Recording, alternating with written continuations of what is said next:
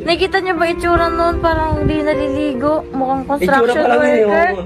Grabe, nakikita parang nagtatrabaho ng construction work. Nakakatawa na. Ayaw ningog itaw ng mga construction worker.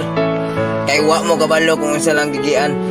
Uy, nun-anar na sila. Sige kunitog pala, bali-bali ng balas, sige pasan ng kabilya. Pero baliwala na nasa ilaha. Ang importante, mapakaon og sakto ang ilang pamilya. Construction worker? Sabi ng iba, construction worker lang sila at minamalit ng mga mayayaman. Pag may bagong itatayo na building, sila ay nakatuod sa laki, design, taas at higit sa lahat, ganda ng itatayo nila.